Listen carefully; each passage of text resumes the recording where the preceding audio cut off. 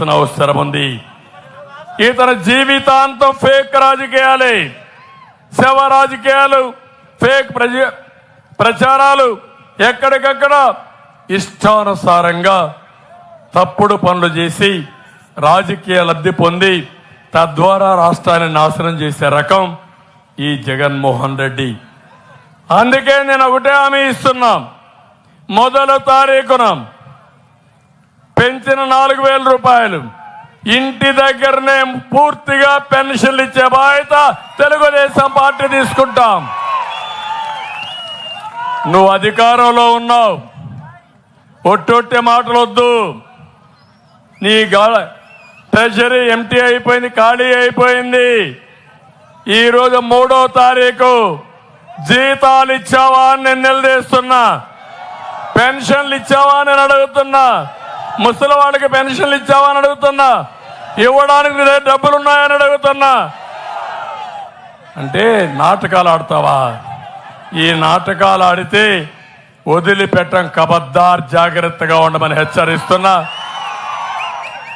మళ్ళీ అపీల్ చేస్తున్నా, మీరందరూ కూడా సమాజంలో ఉండే మీరు వృద్ధుల పట్ల, వితంతుల పట్ల, అదే మరి ఎవరైతే ఉన్నారో ఫిజికల్ హ్యాండిక్యాప్డ్ పట్ల సానుకూలంగా ఉండండి, మానవతా దృక్పథంతో ఉండండి, వాళ్ళకు అండగా నిలబడండి. ఈ పెన్షన్లు వచ్చే వరకు వాళ్లకు తోడుగా ఉండాల్సిందిగా మరొక్కసారి ప్రజలందరికీ విజ్ఞప్తి చేస్తున్నా. తమ్ముళ్ళు, మా తమ్ముడు చెప్పినట్టు జైలుకి పోతాడా హాస్పిటల్ పోతాడో నాకు ఇంకా తెలియదు. ఎందుకంటే ఎక్కడ పోయినా అంటున్నారు సైకో పోవాలి, సైకో పోవాలని. అది కూడా మీరు ఒకసారి ఆలోచించుకోవాలి. ఎవరైనా ఇక్కడుండే వాళ్ళు ప్రశాంతంగా 5 ఏళ్ళు నిద్రపోయారా? ఇంట్లో ఎప్పుడైనా నిద్రపోయారా మీరు? కారణం ఏంటి? ఏది లేకపోయినా ఒక సోషల్ మీడియాలో ఒక పోస్టింగ్ పెడితే మా పోలీస్ అన్న వస్తాడు మీ దగ్గరికి, వస్తాడు, గోడ దూకుతాడు. ఓసారి మామూలు కూడా రాడు. వచ్చిన తర్వాత మిమ్మల్ని అందరినీ చూస్తే ఒక్కొక్కసారి సిబిఐడి వచ్చి కేసులు పెట్టి జైల్లో పెడతారు. వదిలించుకోవడానికి 1 వారం రోజులు 10 రోజులు పడుతుంది. ఎవ్వడికి ప్రశాంతత లేదు.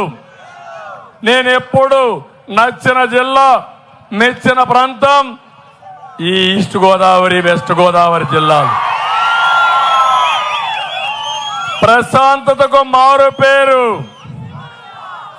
ఎప్పుడు కూడా మీరు పౌరుషంగా మాట్లాడరు. పూతరేకులు ఎంత తీగా ఉంటాయో మీ మాటలు కూడా అంత తీగా ఉంటాయి. అది మీ మనసులో ఉండే మాట. ఎవరైనా వచ్చి మంచినీళ్ళు అడిగితే కొబ్బరి నీళ్ళు ఇచ్చే మనస్తత్వం ఏది? అలాంటి కోనసీమలో చిచ్చుపెట్టడం ఏంటి? ఇక్కడ ఈ రాజకీయాలు ఏంటి? ఇక్కడ ఈ దోపిడీ ఏంటని అడుగుతున్నా. అన్ని రంగాలలో సంక్షోభం.